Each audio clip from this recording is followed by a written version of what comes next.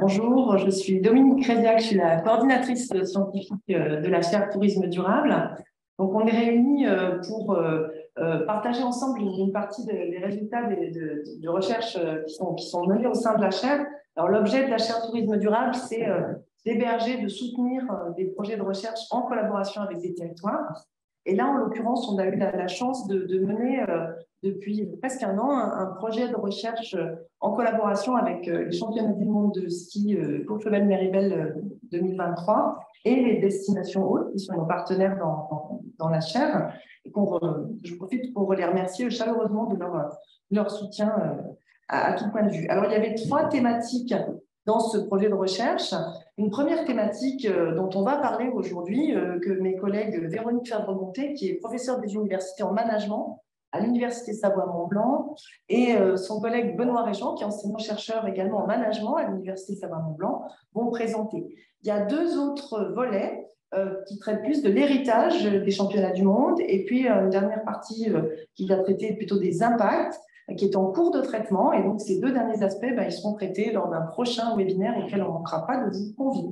Mais pour aujourd'hui, je leur passe la parole sur cet aspect stratégie territoriale et stratégie événementielle. À vous. Eh bien, bonjour à tous et bienvenue. Merci d'être présents aujourd'hui, que ce soit en distanciel ou en présentiel. C'est un plaisir pour moi de vous parler de stratégie territoriale qui se matérialise le plus souvent et de plus en plus par des projets portés par des territoires et qui visent généralement à assurer la durabilité des activités de nos montagnes. Alors, selon moi, en tant que maître de conférence, je trouve que c'est un outil essentiel pour garantir un développement économique et social qui préserve la nature, l'environnement naturel qui est si cher à nous tous, j'imagine, dans la salle. Ces projets de territoire, ils reposent généralement sur la création d'une vision d'un avenir commun. Ils tentent de mobiliser, de préserver et de aussi renforcer la compétitivité économique des territoires. Ils reposent très souvent sur une approche participative qui implique l'ensemble des acteurs locaux.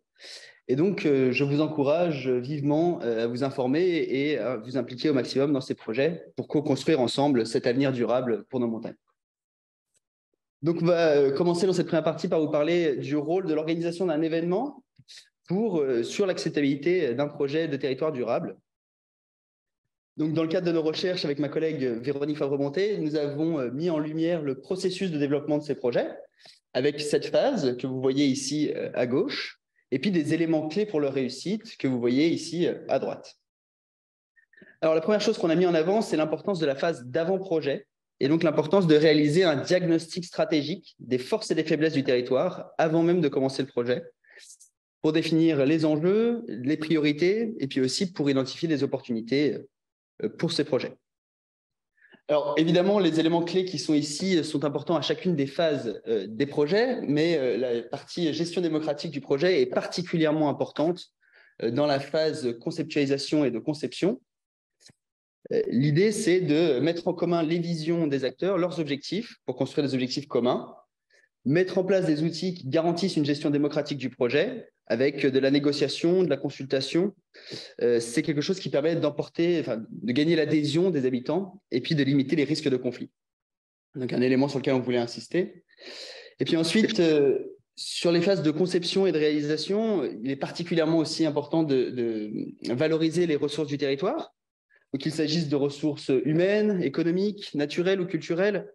L'idée, c'est de s'appuyer sur les ressources spécifiques du territoire, sur ce qui différencie le territoire, pour fédérer les acteurs, pour renforcer une identité territoriale, et puis aussi pour se différencier. Ensuite, lors de la phase de réalisation et d'exploitation, on a mis en avant l'importance de valoriser les retombées du projet sur le territoire. L'idée, c'est de maintenir la dynamique et donc évaluer et communiquer sur nos réussites et même sur nos échecs. C'est un élément extrêmement important. Ensuite, lors des phases d'exploitation et d'évaluation, on rappelle l'importance du processus d'acceptabilité sociale, évidemment à toutes les phases, mais particulièrement à celle-ci. L'idée, c'est que lorsque le projet va commencer à être mis en action, il risque d'y avoir des résistances qui n'ont peut-être pas été, qui sont peut-être pas montrées au départ lors de la conception du projet, mais qui peuvent apparaître lorsqu'on met en place des actions. Là, l'idée, c'est vraiment de prendre en compte les intérêts des habitants et de trouver un consensus sur la base d'un dialogue ouvert et transparent entre toutes les parties prenantes.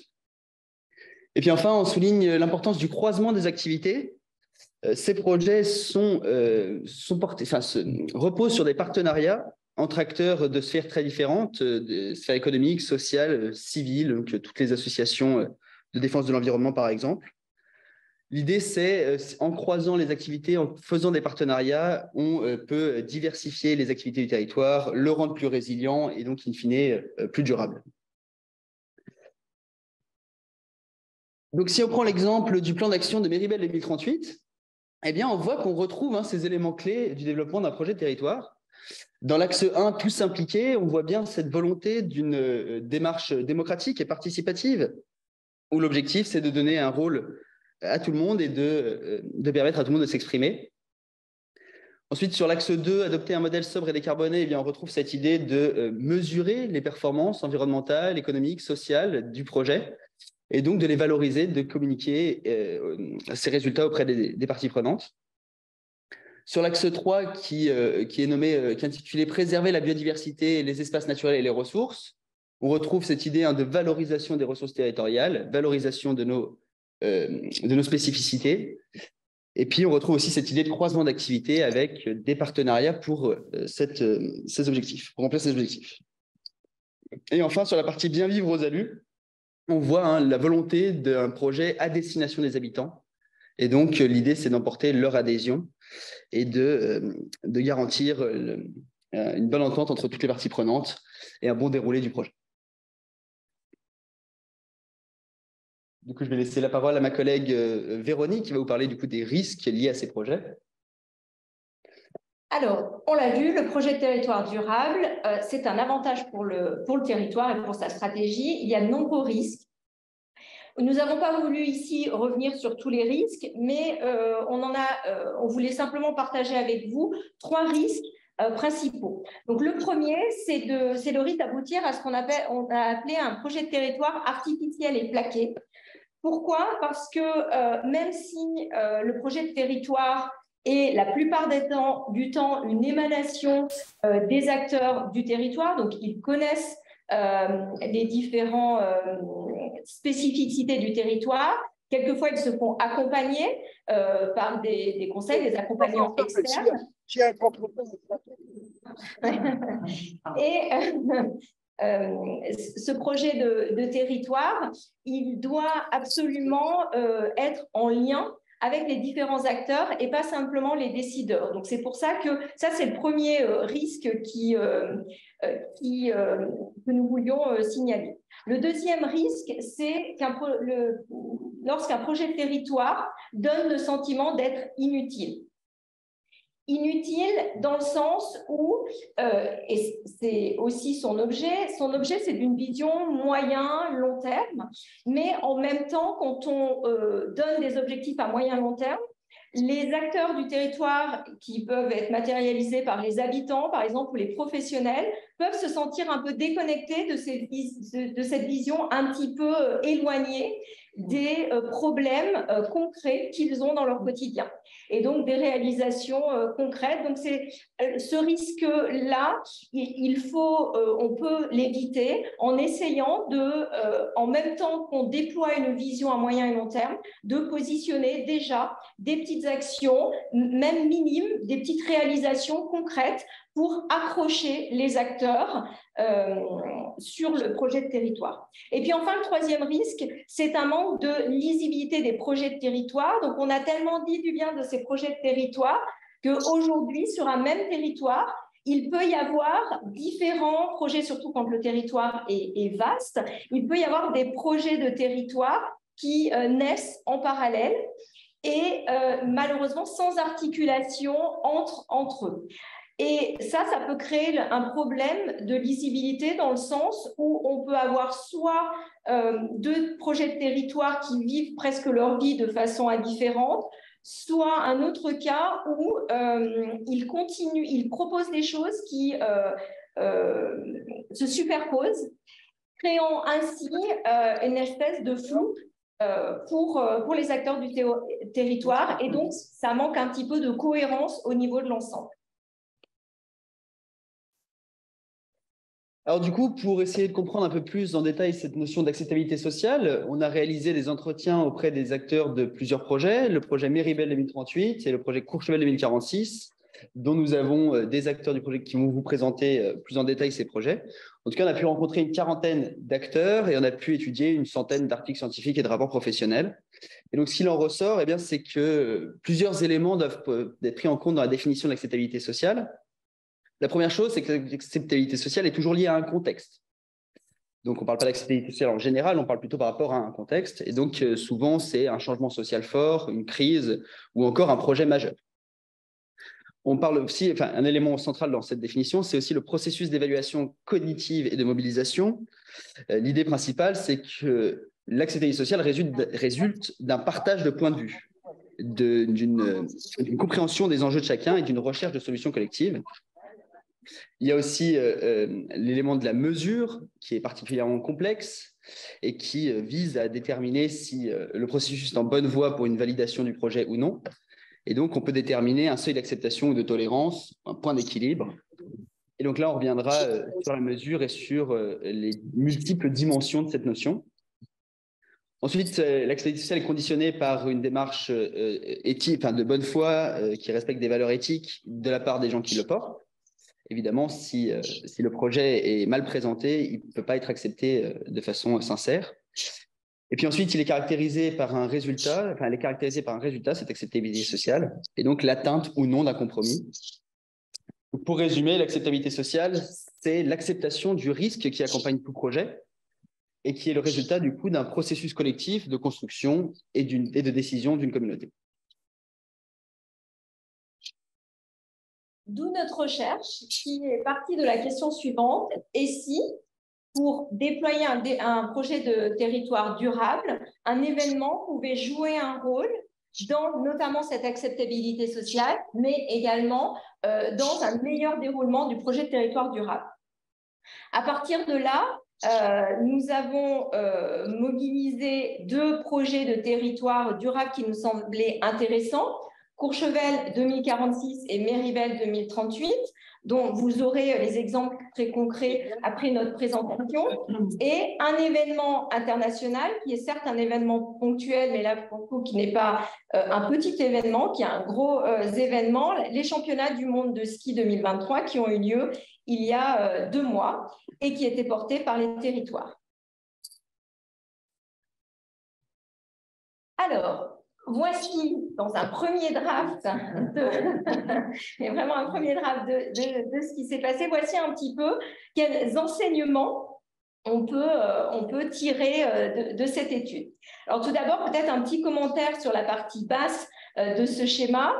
Vous voyez apparaître en bas le projet de territoire durable avec les différentes phases qui ont été expliquées par Benoît en début d'intervention. Donc ces phases, ce sont des phases qui ont été identifiées au cours de recherches précédentes et que l'on retrouve bien évidemment ici. Matérialisé en bleu ciel, l'avancement à peu près approximatif des projets de territoire durable actuels.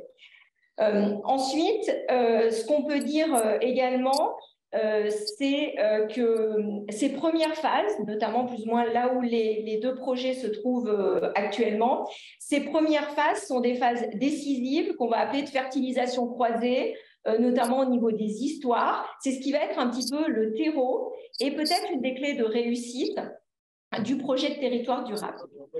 Alors ensuite, je vais vous commenter peut-être avec un peu plus de profondeur la partie haute de ce schéma. Donc l'événement, ici les championnats du monde de ski, l'événement va servir en fait le projet de territoire durable. Et on va voir à travers ces différentes phases qui demandent encore à être améliorées, mais ces différentes boîtes là qu'on a matérialisées, on va voir comment en fait cet événement ponctuel peut vraiment servir l'avancée du déploiement du projet de territoire durable. Et sans que j'oublie, avant d'oublier, je le dis également, vous voyez apparaître des petits points verts. Donc, ce sont les opportunités parce que même si on a essayé de lisser la façon dont ça se passe, où ça devrait se passer, bien évidemment, on ne s'empêche pas d'aller capter des opportunités qui apparaîtraient, qui n'ont peut-être pas été identifiés ou pensés en amont, mais qui vont servir à la fois l'événement et le projet de territoire durable. Néanmoins, dans un esprit synthétique, on va s'en tenir à ces différentes boîtes pour essayer quand même d'expliquer comment ça se passe. Alors, tout d'abord, l'événement peut être, pour le projet de territoire durable, un centre d'expérimentation, j'ai envie de dire, à ciel ouvert. Expérimentation d'action, et il peut être vu en fait comme une réelle opportunité de faire des tests de mise en œuvre d'action à une plus petite échelle. Ensuite, l'événement peut être également une opportunité pour identifier des pratiques actuelles, des bonnes pratiques, comme ça qu'on pourrait les appeler, de tester certaines pratiques et surtout d'identifier les ressources disponibles qui vont bien sûr servir l'événement, mais qui potentiellement pourraient, en combinaison peut-être avec d'autres ressources du territoire, servir le dessin du projet de territoire durable. Autre élément, l'événement peut également être vu comme une opportunité, bien évidemment, de fédérer, de créer de nouvelles relations, mais de fédérer également les relations déjà existantes et de créer des outils de coordination, c'est-à-dire de matérialiser tout ce qui est informel sur un territoire, qui fait que ça se passe bien, parce que c'est du relationnel, hein, des personnes entre elles qui se connaissent, qui aiment travailler ensemble, etc. Mais peut-être d'essayer de matérialiser ou d'officialiser un petit peu plus ce type de relation-là, de façon à le rendre plus pérenne, c'est-à-dire le reconnaître pour le rendre plus pérenne. Donc, de créer des outils de coordination, par exemple, à l'échelle du territoire. On peut d'abord les tester au niveau de l'événement, et ensuite à une plus grosse échelle. L'événement peut être également une opportunité pour favoriser l'implication et la participation, bien évidemment, des acteurs du territoire, à travers, dans un premier temps, l'événement, ou un morceau de l'événement, bien évidemment, et ensuite étendre cette collaboration à quelque chose de plus grand au niveau du projet de territoire durable. Et puis enfin, l'événement peut être également une opportunité, et doit être même, je devrais être plus affirmative, doit être une opportunité pour communiquer sur les actions et surtout sur le projet de territoire durable, faire savoir pour éventuellement attirer d'autres acteurs, éventuellement d'autres acteurs qui souhaiteraient s'impliquer, mais pas forcément d'autres acteurs qui viendraient témoigner sur d'autres pratiques qu'on pourrait transposer pour le territoire, et donc qui créeraient une espèce d'émulation à la fois en lien avec l'événement, mais à une plus grande échelle sur le projet de territoire durable. Et donc, toutes ces petites choses mises bout à bout peuvent arriver, ou en tout cas peuvent bénéficier au processus d'acceptabilité sociale qui est, comme on va le voir à travers également les exemples, qui est quelque chose de dynamique et qui a besoin de se nourrir au fil de l'eau pour avoir l'acceptabilité donc de tout le territoire. Et puis, à la fin, on a aussi la création de mesures d'impact des actions pour à la fois légitimiser ce qu'on a fait, mais également pour pouvoir s'en resservir pour des actions à venir. Hein. Ce sont des indicateurs qui peuvent être nécessaires, bien évidemment, pour les politiques, pour le passé, mais également pour construire l'avenir. Merci. Donc voilà, donc ces événements, ils permettent de développer des outils de mesure, et un outil de mesure qu'on a essayé de développer, alors si l'ordinateur est bien placé, oui, c'est une grille de mesure de l'acceptabilité sociale. Donc comme je vous disais tout à l'heure, c'est un concept assez polysémique. L'acceptabilité sociale, c'est souvent compris comme la validation ou l'invalidation d'un projet. En fait, c'est plutôt un processus qui conduit à la validation ou à l'invalidation. Et dans ce processus, il y a plusieurs dimensions qui apparaissent comme importantes. Et donc ça, c'est issu des discours et des rencontres qu'on a fait avec les acteurs. Donc pour les acteurs qu'on a pu rencontrer, des deux projets et de l'événement, l'acceptabilité sociale, ça repose sur 10 éléments. Le premier, c'est la compréhension. Il faut que le projet soit compréhensible, qu'on expose clairement les moyens et les motifs du projet. Il faut qu'il soit pertinent. Il faut qu'il ait une certaine pertinence sociale et donc qu'il rentre bien en adéquation avec les attentes de la communauté. Il faut qu'il soit transparent, il faut que les informations soient disponibles et accessibles à tous. Il faut qu'il soit équitable, il faut qu'il paraisse juste pour tous les acteurs. Il faut qu'il soit aussi acceptable culturellement, il faut qu'il respecte les valeurs de la communauté concernée. Les acteurs ont aussi beaucoup mis l'accent sur la participation, et donc il faut que les acteurs soient en capacité de pouvoir participer et de s'impliquer lors du développement du projet. Il faut qu'il soit accessible, donc il faut qu'il permette l'accès de tous à la réflexion et à la réalisation. Il faut qu'il soit évidemment adaptable, donc c'est un élément aussi très important. Il faut qu'il puisse résister aux chocs, aux crises, aux changements politiques. Il faut qu'il soit durable, donc à la fois qu'il s'inscrive dans une démarche de développement durable, mais aussi qu'il soit prévu pour pouvoir évoluer, donc adaptable et durable. Et ensuite, il faut, et c'est un élément central qu'on nous a beaucoup répété, il faut qu'il emporte la confiance des habitants. Si le calendrier des charges est respecté, si les objectifs sont atteints, on peut emporter plus facilement la confiance des habitants et donc renforcer ce processus d'acceptabilité sociale. Donc voilà ce qu'on peut dire. Et donc, il y a une étude en ce moment qui va être menée pour essayer d'aller mesurer ça sur le terrain, sur différents territoires. L'objectif serait de répliquer cette étude en Suisse, en Italie et en Espagne pour pouvoir avoir des comparaisons intéressantes. Alors, quels enseignements on peut tirer de cette présentation? Eh bien, déjà, c'est que l'acceptabilité sociale évolue avec le temps. C'est un processus, et notamment à travers les événements qui sont organisés sur le territoire. Et on l'a vu avec ce que disait ma collègue Véronique, les événements ponctuels peuvent jouer un rôle important dans cette évolution. Ils peuvent permettre aux acteurs d'obtenir des informations, de discuter, de débattre, d'échanger. On pourrait dire un peu qu'ils forment une forme de forum participatif. Ils permettent de développer un forum participatif qui permet à tout le monde de comprendre les problématiques, d'enclencher l'adhésion et puis de favoriser progressivement l'acceptabilité de projets plus globaux.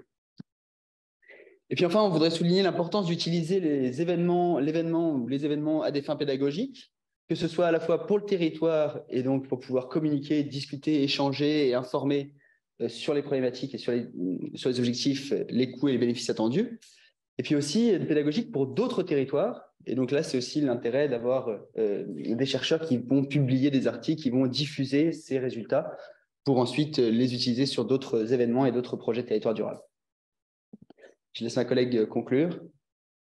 Donc, en conclusion, ce qu'on peut dire, c'est que l'acceptabilité sociale d'un projet de territoire durable est un processus dynamique. On l'a déjà un petit peu entreaperçu à travers le schéma qu'on vous a proposé, qui peut, et j'ai envie de dire qui doit évoluer au fil du temps, d'où l'importance de cette mise en place d'événements ponctuels qui vont contribuer à enrichir et à accompagner le projet de territoire durable.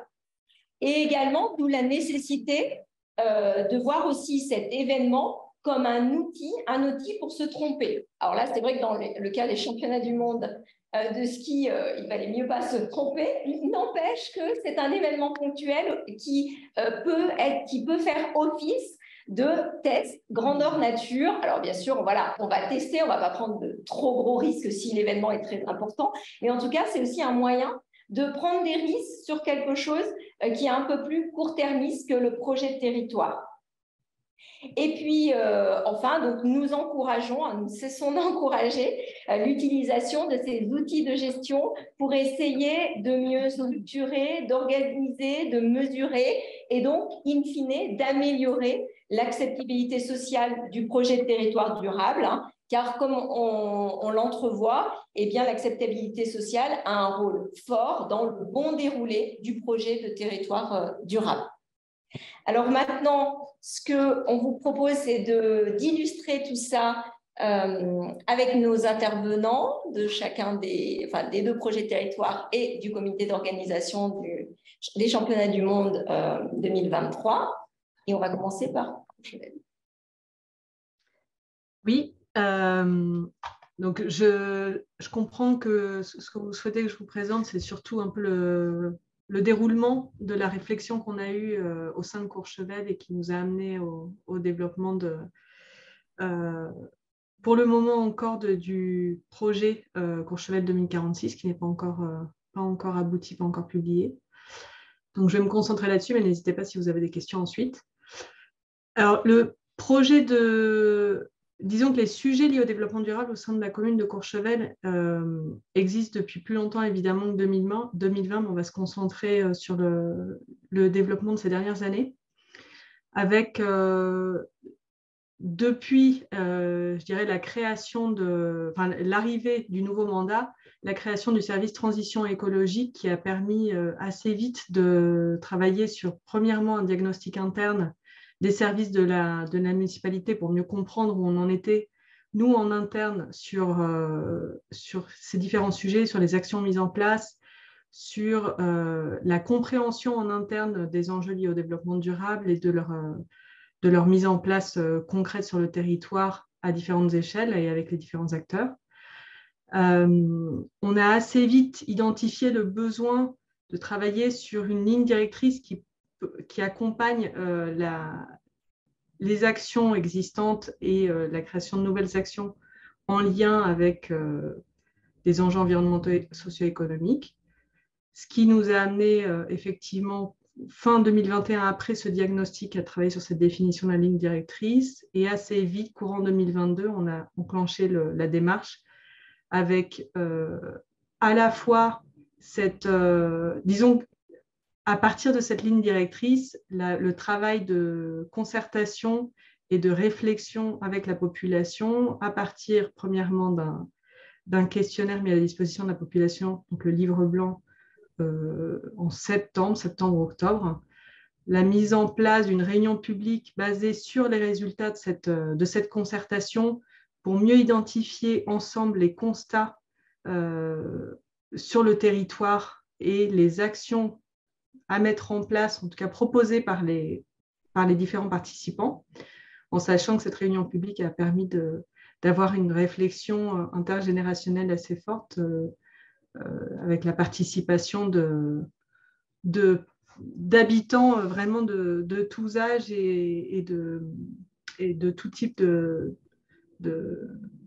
projets professionnels personnels.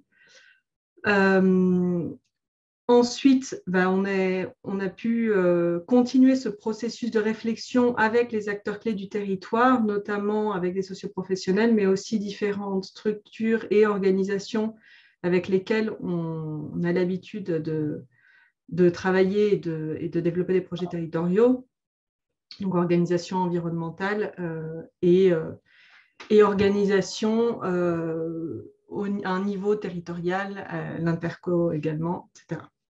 Donc ça nous a permis de définir ensemble une vision de long terme et une ambition de long terme, et c'est aujourd'hui la démarche dans laquelle on est encore, c'est cette validation en interne pour pouvoir construire le plan d'action dans les prochains mois. Merci, Ethel. Du coup, bonjour, vous m'entendez? Je passe la parole à Julie. Oui, bonjour. Alors pour la commune de Méribel, là aussi, alors, sur les questions environnementales, c'est comme à Courchevel, c'est des choses qui commencent avant 2020, mais avec un gros coup d'accélérateur, avec l'arrivée de la nouvelle équipe municipale en 2020 et la volonté de proposer un projet structurant avec un cap clair donné aux habitants en matière de transition écologique et sociale. Donc, c'est quand même un vrai point de départ, ce nouveau mandat, avec dès le départ un certain nombre de diagnostics qui sont lancés pour effectivement faire des états des lieux, savoir où on en est, savoir où en sont nos partenaires, où se situent finalement les dynamiques en matière de développement durable et de transition écologique, quelles sont les attentes de nos partenaires. Donc ça commence dès début 2021. Avec en parallèle la conviction qu'il faut réussir à organiser aussi en interne une vraie capacité à gérer un projet aussi gros que ça. Et donc la création au cours de l'été 2021 d'une direction dédiée aux questions environnementales, ce qui n'existait pas avant. Donc ça, c'est un préalable aussi à l'efficacité de la démarche qui est assez importante et qui illustre une évolution aussi dans la manière d'appréhender ces questions de transition écologique et sociale. Alors, le calendrier là, qui vous est projeté, il peut paraître un peu compliqué, mais c'était un peu fait exprès. Et encore, il devrait y avoir beaucoup plus de choses. L'idée, c'était d'illustrer un peu cet effet puzzle en fait, qui illustre en fait l'ensemble de la démarche et qui va l'illustrer pendant de nombreuses années. Alors, effet puzzle avec la multiplicité des intervenants, effet puzzle aussi sur les différents niveaux d'action et de responsabilité et d'avancées qu'on peut avoir dans un projet comme ça. Alors, j'ai mis des petites couleurs pour juste vous montrer. En noir, en gros, pour moi, c'est ce qui relève aussi de l'organisation, de la gouvernance. C'est ce dont je parlais avec la création de la direction en charge de l'environnement. C'est un préalable. Ensuite, un deuxième préalable aussi, c'est de savoir comment on va travailler sur la durée avec la validation de principes structurants qui a été menée en fin d'année 2021, à la fois en interne avec les élus et à la fois avec les partenaires du projet Méribel 2038. C'est aussi toute la gouvernance sur comment on construit et comment on valide les actions. Donc, un premier niveau de gouvernance qui, pour nous, était vraiment hyper important et fait vraiment partie des principes structurants de la démarche. Il y en aura aussi tout du long de la vie de ce projet Méribel 2038. Un deuxième volet qui était important, c'était un volet technique. Julie, on ne vous entend plus? Vous m'entendez? Voilà, parfait. Pardon.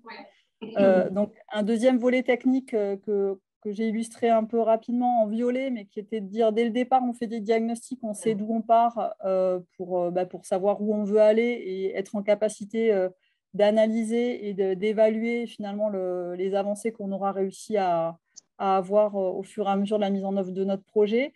Et puis des actions qui sont mises au fil de l'eau dès le départ finalement de la démarche. Ça, c'est un point sur lequel je reviendrai.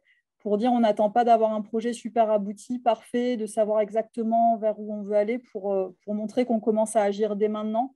Donc ça, c'était aussi un point important dans la démarche. Le troisième point, ça a été évidemment tout le volet concertation. Alors le volet concertation, il y aurait pu avoir plusieurs couleurs parce qu'il y a un volet concertation interne à la mairie pour entraîner, premier niveau à la mairie, les élus, l'ensemble des élus dans un projet dans lequel ils se reconnaissent et ils se projettent et qui sont en capacité demain de porter. C'est toute la concertation en interne avec l'ensemble des services, puisque qui dit transition écologique et sociale dit du multithématique. On va parler voirie, on va parler eau, on va parler biodiversité, on va parler transport. Donc, ce n'est pas la direction environnement qui va gérer tout ça. L'enjeu, c'est que demain, l'ensemble des actions, elles soient bien portées par chacun des acteurs de la mairie. Ensuite, concertation avec les partenaires, avec toujours cette image du puzzle de dire la transition écologique, ce ne sera pas la mairie toute seule, ce ne sera pas le service environnement tout seul, ce sera la mairie et les acteurs du territoire parce qu'on est sur un projet tellement ambitieux et tellement multithématique qu'évidemment, chacun a une pierre à apporter à l'édifice. Et puis, on a la concertation citoyenne qui s'est traduite à différents niveaux. Là encore, on a commencé avec un questionnaire dématérialisé au début 2022. Ensuite, on a fait des ateliers de concertation publique en mai, en juillet 2022. Et on a fini avec un gros forum à la fin de l'année 2022 de présentation finalement du résultat, de ce premier résultat, puisqu'on est vraiment sur une démarche itérative. Si je devais résumer un peu les gros points moi, qui me semblent importants à retenir sur la démarche qu'on a menée, la démarche qui n'en est qu'à ses débuts, même si ça fait déjà plus d'1 an et demi qu'on travaille vraiment dessus, c'est le début d'une très longue aventure. La cible, c'est 2038. Un point qui était vraiment très important pour nous, c'était la construction collégiale, comme je l'ai dit, en interne avec les partenaires, avec les citoyens, dans un double objectif à la fois favoriser l'appropriation demain et le portage, la capacité à chacun de porter des projets parce qu'il se sentira porté dans un projet qui est vraiment collectif et où chacun a quelque chose à apporter. Et puis aussi que chacun s'y reconnaisse et aussi parce que chacun a des responsabilités différentes dans les thématiques du développement durable. Donc, ça ne pouvait pas être porté que par la commune. Le deuxième point qui était important pour nous, c'était d'arriver dès le départ à avoir un cadrage méthodologique très clair et pérenne. C'est-à-dire que les principes structurants de la démarche qu'on a établis pour rédiger le schéma et rédiger le premier plan d'action, c'est les mêmes qu'on va décliner pendant des années, parce qu'on estime que c'est eux qui vont garantir la fiabilité, la solidité et l'efficacité de notre dispositif. Et ces principes structurants, ce cadrage méthodologique, il inclut à la fois la concertation, la co-construction et aussi tout ce qui est évaluation et rapportage. avec évaluation et rapportage pour nous et les porteurs d'action pour savoir si on va dans la bonne direction ou s'il faut redresser la barre, mais aussi vis-à-vis de nos administrés et des autres partenaires, comme une garantie quelque part de la sincérité et de la fiabilité de la démarche. Quand on s'évalue, des fois c'est bon, des fois c'est mauvais. Et clairement, dans les principes structurants, on est vraiment parti pour, quand c'est bon, on va dire que c'est bon, et puis quand c'est pas bon, on dira que c'est pas bon. Parce que ça, ce sera aussi une manière d'avoir une démarche qui échappe autant que faire possible au procès pour greenwashing que des collectivités comme Méribel ou Courchevel, avec les grosses stations dont elles sont le support, ne peuvent pas éviter, mais qu'on soit suffisamment solide pour répondre sur le fait qu'on n'est pas dans une démarche qui est uniquement politique d'affichage, mais bien dans une vraie démarche de territoire avec du concret derrière. Des choses qui marchent, des choses qui ne marchent pas, et aussi la capacité à dire que quand les enjeux ou les défis à relever sont trop compliqués, dire avec sincérité que là, tout de suite, on ne sait pas comment faire, qu'on a identifié les soucis, qu'on va s'y atteler, mais qu'on n'a pas forcément de réponse immédiate. On a voulu vraiment éviter ce piège d'essayer d'avoir une réponse à tout, alors qu'on sait très bien qu'on a des challenges à relever en matière de transition écologique qui sont pour certains extrêmement compliqués, sur lesquels, pour l'instant, on ne sait pas vraiment par quelle face les attaquer. Et c'est pour ça que le premier plan d'action qu'on a sorti, donc 2022-2025, il comprend des actions qui sont vraiment des actions très opérationnelles, très concrètes, de court terme, et puis des choses beaucoup plus stratégiques de long terme, sur lesquelles, pour l'instant, la traduction opérationnelle n'est pas encore très claire. On a vraiment voulu panacher ça pour montrer qu'on était en capacité d'agir tout de suite, qu'on donnait à voir aussi qu'on était vraiment, on avait mis les mains dans le cambouis et qu'on y allait, mais qu'il y avait aussi des choses compliquées et qu'on était capable de le dire. On ne va pas résoudre tous les problèmes en 2 ans. On est vraiment sur une transition, une démarche qui est vraiment une démarche de progrès, itérative, et à chaque bilan annuel qui sera réalisé, on va se reposer la question de est-ce qu'on va dans le bon sens, est-ce qu'il faut redresser la barre, est-ce qu'il faut envisager d'autres actions, est-ce qu'il faut réorienter certaines parce que finalement elles n'ont pas l'efficacité qu'on attendait. Donc voilà, on est vraiment là-dedans, assez content de la dynamique de territoire que ça a engagé, parce qu'on avait vraiment senti lors des premiers diagnostics qu'on avait aussi des partenaires en attente finalement d'un cap collectif. Chacun avait mis un pied dans les questions de développement durable, évidemment, mais de manière un peu dispersée. Et ce projet-là, il permet de concentrer les énergies sur un cap commun. Donc ça, c'est extrêmement positif. Et le lien, du coup, avec les championnats du monde, nous, ce qui est vraiment intéressant avec la démarche qui a été engagée dans le cadre des championnats du monde et la démarche RSE associée, c'est la fourniture d'un certain nombre d'éléments pédagogiques, de retour d'expérience. Donc, l'objectif du comité d'organisation, c'était la question de l'héritage. Maintenant, nous, on a une très grosse responsabilité pour s'approprier cet héritage et faire en sorte que les points positifs et aussi les points négatifs qui ont été identifiés lors de l'organisation des championnats du monde, on soit capable, nous, de les digérer pour faire en sorte que demain, dans nos propres projets de territoire ou dans l'organisation de nouveaux événements sportifs, on soit capable de les traduire pour aller dans le bon sens collectif en matière de transition écologique et sociale. Donc voilà, on a beaucoup travaillé avec Émilie, on était très contents de tout ce qu'elle a pu nous apporter et dont on va essayer de faire bon usage maintenant que ces championnats sont finis. Voilà, merci. Merci, on va du coup laisser la parole à Émilie. Bonjour à tous. Du coup... Émilie, peut-être qu'on te laisse te présenter parce que... Oui, pas de souci. Émilie Menet, j'étais la responsable, parce que j'ai terminé ma mission maintenant il y a quelques jours, j'étais responsable RSE pour le comité d'organisation Courchevel-Méribel 2023. Donc, effectivement, sur cette échelle de temps, je vais passer assez vite sur les premières années, puisque je n'étais pas en poste, mais en gros, sur la genèse de l'événement, c'est un événement qui a eu lieu grâce à la volonté du territoire et donc des 2 mairies de Courchevel et des Alus, ainsi que la Fédération française de ski, de candidater pour obtenir l'organisation des championnats du monde ski alpin auprès de la Fédération internationale de ski. Donc, c'est un processus qui a été long et qui a nécessité du coup de mobiliser l'ensemble des acteurs du territoire et du monde du ski pendant plusieurs années afin de proposer une candidature solide auprès de la Fédération internationale de ski. Et donc, du coup, dès cette phase de candidature, les membres fondateurs que je viens de citer ont pris en compte ces enjeux de durabilité en signant dès 2018 la charte des 15 engagements éco-responsables du ministère des Sports, puisque ça fait partie, le sujet environnemental fait partie quand même du cahier des charges demandé par la FIS, à savoir qu'est-ce que l'organisateur va ensuite mettre en place pour prendre en compte ces enjeux dans l'organisation de l'événement.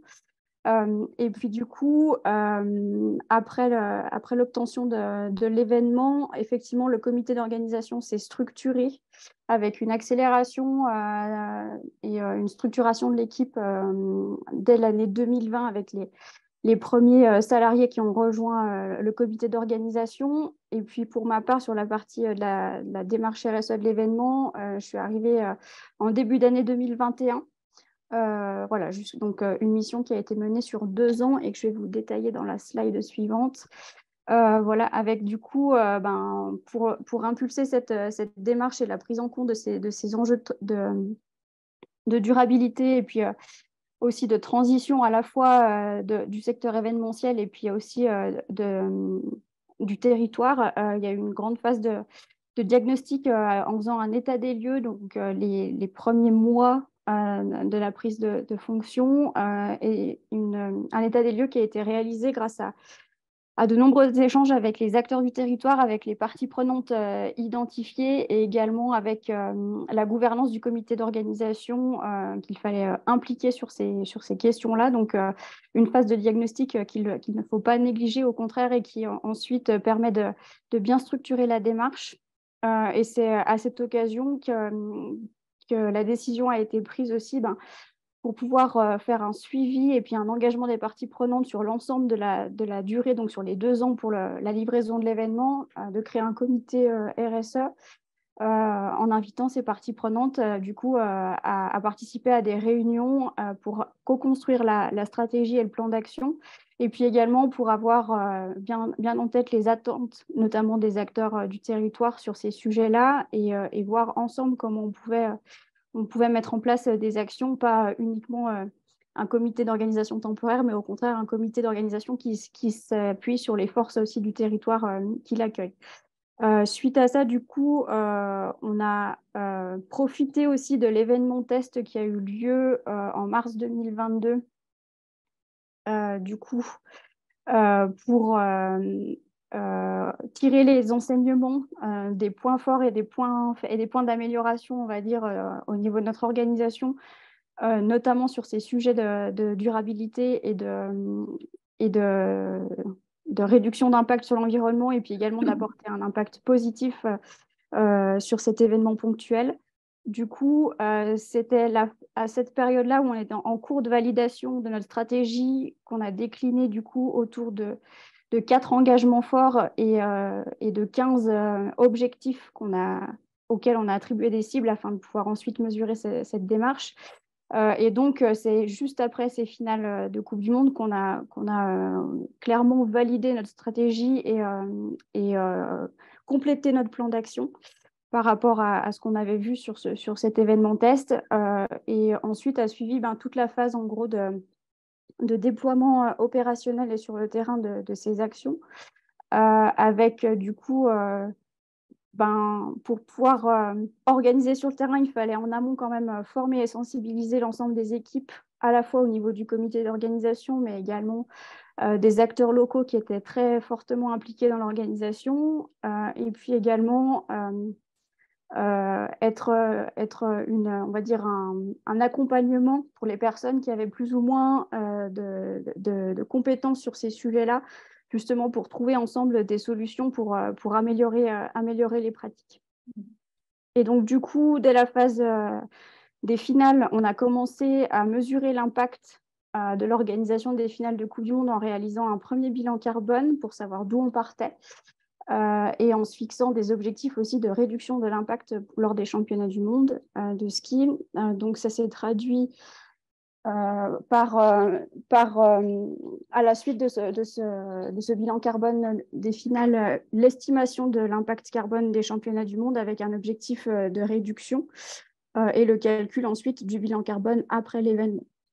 Et puis également, pour structurer toute cette démarche, le fait de faire appel donc, à la fois avec le comité RSE, mais aussi avec une certification pour nous aider à être sûr de prendre en compte ces enjeux dans les différents métiers de l'organisation. Je vous avais parlé qu'on s'était fixé 15 objectifs, ça c'était sur la stratégie globale, mais on a décliné ces objectifs par métier dans le comité d'organisation, ce qui a abouti à plus de 45 objectifs par métier, enfin, pour l'ensemble des métiers du comité d'organisation, toujours dans le but de pouvoir du coup améliorer les pratiques de chaque métier dans le secteur événementiel, et puis que ces bonnes pratiques ou que les difficultés qu'on a rencontrées puissent servir en héritage au territoire et au secteur événementiel.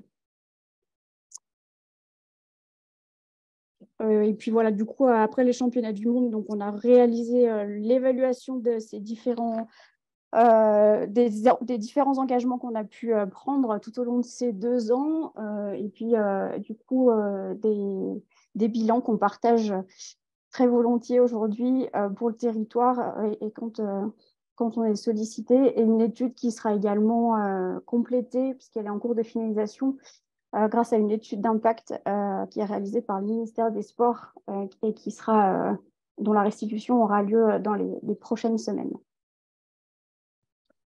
Merci.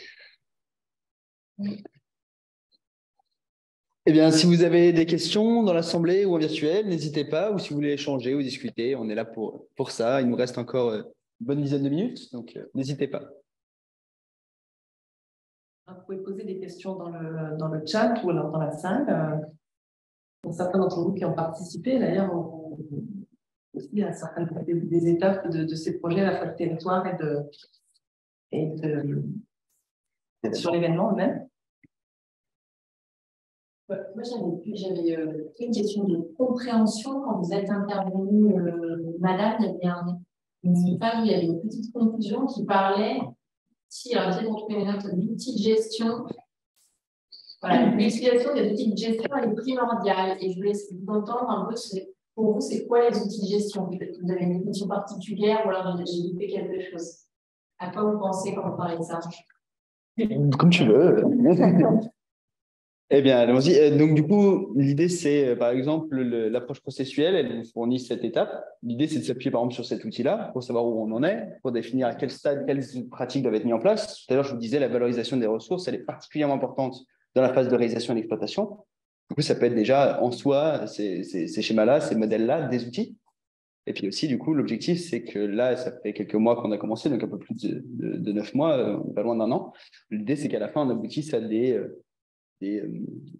outils pratiques qui puissent faciliter la négociation, la consultation, et puis la mesure, du coup, par exemple, de l'externalité sociale. Ça aussi, c'est un outil qu'on peut déployer sur le territoire. Donc, c'est toutes ces choses-là qu'on entend par outils de gestion. Je ne sais pas si tu as envoyé d'autres. Oui, alors l'idée, c'est vrai que derrière l'outil de gestion, il peut y avoir des réalités très différentes.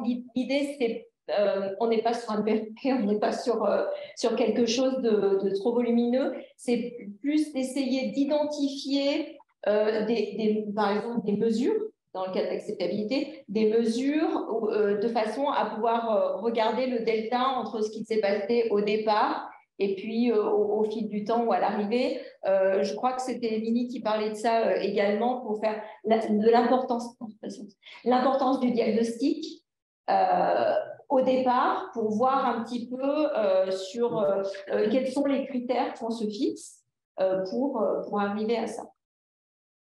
Merci. Alors, on a une question à distance que je me permets de lire. Comment le projet durable de Méribel-Courchevel s'inscrit-il dans des trajectoires internationales et nationales du type SNBC, SNB, Accord Paris, etc. Est-ce que les engagements ou objectifs suivent les minimums pour tenir une trajectoire plus 2 degrés à l'échelle mondiale? Alors, je ne sais pas si quelqu'un veut prendre la parole par rapport à ça.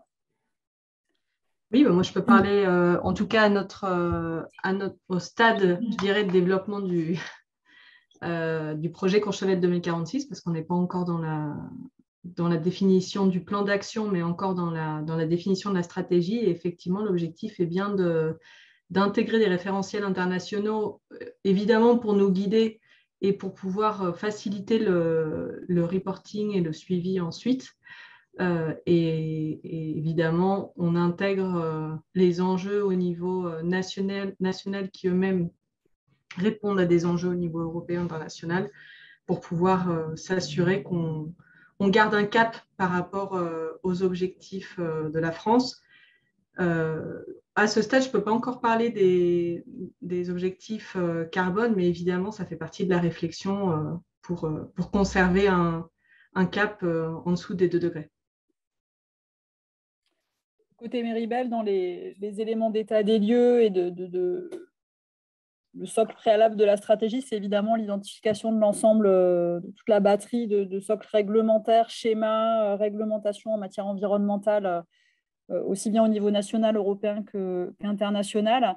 Alors évidemment, il y a un piège qui est d'essayer de répondre à tout et en fait, on se perd. Tout à l'heure, vous parliez du risque de millefeuille pour les projets territoriaux, mais sur tout ce qui est batterie, arsenal réglementaire, c'est un peu pareil. Donc, on les a identifiés, on les a en tête. On a fait le choix de s'asseoir sur un socle prioritaire pour essayer de ne pas se noyer, qui est la stratégie nationale bas carbone, d'où l'élaboration d'un axe stratégique entièrement dédié à la décarbonation de nos activités. Évidemment, le respect des objectifs réglementaires, c'est l'objectif minimal. Pour autant, ce qu'on s'est imposé notamment dans notre objectif de rapportage, c'est d'avoir des indicateurs de suivi et de résultats chiffrés pour l'ensemble des 100 actions de notre plan d'action. Mais on s'est à ce stade interdit de fixer des objectifs chiffrés à terme de 2038 parce que l'exercice était beaucoup trop périlleux et aléatoire. Et que pour revenir à ce que je disais tout à l'heure, dans une démarche de sincérité et de crédibilité, fixer un objectif à 2038, en l'état actuel de la démarche, de sa construction, de son début de vie, ça paraissait complètement illusoire. Donc à ce stade, on a des objectifs quantifiés sur la majorité de nos actions à échéance 2025. On refera le même exercice pour 2026, 2030, etc. Par contre, on n'a pas d'objectif chiffré à 2038, mais évidemment, on compte bien respecter les échéances réglementaires de toute la batterie de réglementation qui s'impose à nous. Merci. Eric demande la parole. Oui, et puis il y a une question dans le chat. On fait la question dans le chat. Alors, la question des risques sur l'acceptabilité des projets de territoire concernant la contribution d'un événement. N'y a-t-il pas un risque qu'ils viennent occulter les enjeux sociaux et environnementaux déjà existants? C'est un des sujets. Je ne sais pas qui veut s'exprimer sur cette question-là. D'abord, Benoît. Pas de souci. Alors, je vais être sûr de bien comprendre la question. Déjà. Et deuxième question sur la question de la co-construction et des sciences participatives et de leur rôle éventuel dans ces processus. Alors, si vous permettez, je vais répondre d'abord à la deuxième qui pose la question du temps de l'acceptabilité. Est-ce qu'il correspond encore aux attentes ou est-ce qu'on n'est pas dans le temps de la co-construction? En fait, l'acceptabilité sociale, c'est un processus qui ne s'arrête quasiment jamais. Il s'arrête quand il y a un consensus global avec toutes les parties prenantes. Il peut toujours évoluer. L'idée, c'est de dire, à un instant T, on a un consensus qui peut évoluer avec les changements de l'environnement. On a eu l'exemple avec les variations des prix de l'énergie. Et donc, on voit bien qu'un projet qui peut être conçu avec des prix de l'énergie à un certain niveau et avec une modification drastique de ces prix, ça peut évoluer très vite. Et donc, ça peut faire changer les lignes directrices du projet. Donc, en fait, l'acceptabilité sociale, elle se mesure à tout moment dans le projet. Elle n'est pas fixée et déterminée à un instant T. Ce qui est intéressant, c'est de voir si on peut la mesurer et voir son delta, comme disait ma collègue Véronique, de voir comment est-ce qu'elle évolue avec le temps. En tout cas, elle n'est pas figée et elle peut très rapidement évoluer avec les changements environnementaux, sociaux et politiques, économiques du monde. Du coup, je rajouterais que je ne comprends pas trop l'opposition en fait, entre l'acceptabilité et la co-construction, parce que justement, l'acceptabilité va passer par la co-construction. Donc, en fait, il n'y a pas un moment qui est opportun pour la co-construction, c'est dès le départ. alors peut-être que donc, la présentation est allée vite, on n'a peut-être pas assez souligné ça, mais bien évidemment, dès le départ, même dans le temps quasiment de la phase 0, où on se pose la question de où on veut aller, la co-construction assez souvent est là et tous les acteurs, on essaye, et là pour le coup, vous avez trois illustrations, pas une illustration à travers les trois, qui démontrent cela, où on n'a pas attendu que tout soit mis en place pour dire, bon, bah, maintenant, on va voir ce que les gens en pensent et s'ils ont des idées à nous apporter. Donc, pour moi, c'est totalement lié. On n'a pas à les opposer et la co-construction arrive dès le début. Après, pour la première question, puis on va laisser aussi la parole à Eric. La première question, si je comprends bien, en fait, là aussi, il me semble qu'il y a une opposition. Alors, je pense que c'est l'exemple qui doit être, c'est les championnats du monde qui doivent être visés versus les deux projets de territoire. Je ne suis pas sûre de comprendre exactement ce que vous voulez. Ben, je peux le préciser. Oui, Merci. Oui, désolé si ce n'était pas suffisamment clair. Non, simplement, vous avez conclu de manière assez positive sur la contribution, mais est-ce qu'il n'y a pas un risque du coup de focalisation quelque part de répondre à des enjeux qui sont purement liés à l'événement et qui du coup ne permettent pas de traiter les enjeux de fond du territoire et finalement pourrait venir occuper l'espace temporel et faire perdre du temps sur ces enjeux aussi essentiels qui s'inscrivent dans le long terme. Est-ce que c'est un peu plus clair?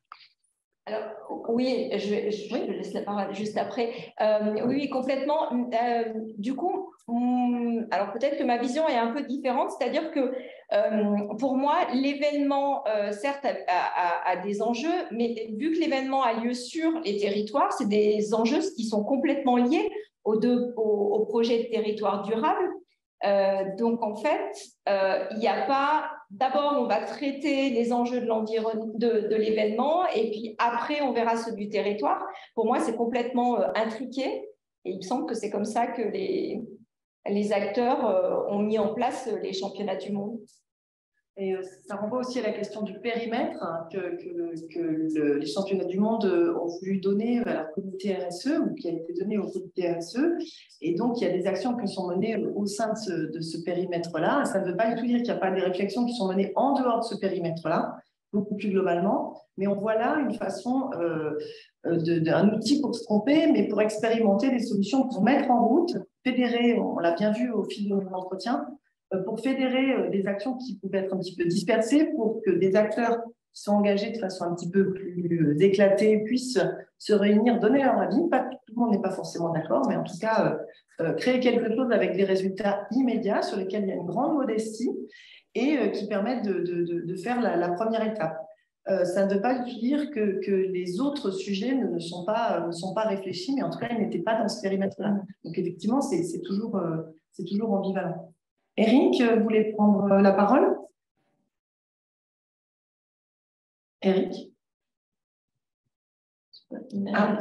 L'image est figée. C'est déconnecté. Alors, moi, je ne sais pas comment on met la petite main, là, je ne le vois pas. Excusez-moi, ce côté Méribel. Bien sûr. C'est vrai qu'à la présentation, la contribution d'organisation de l'événement au projet de territoire est présentée de manière extrêmement favorable et positive.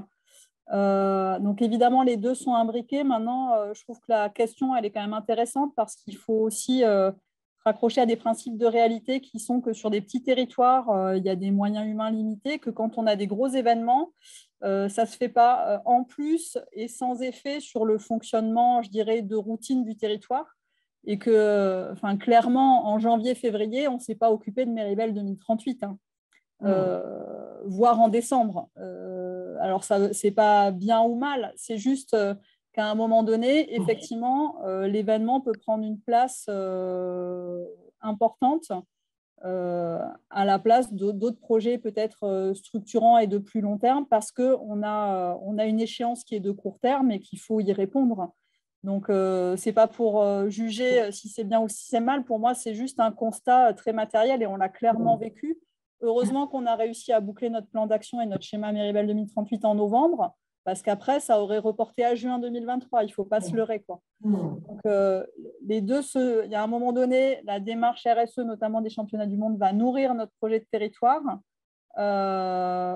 Mais ce n'est pas sans effet négatif aussi. Et je pense que c'est bien de le souligner aussi. Merci. Je ne sais pas si on a encore peut-être le temps pour une dernière dans la salle.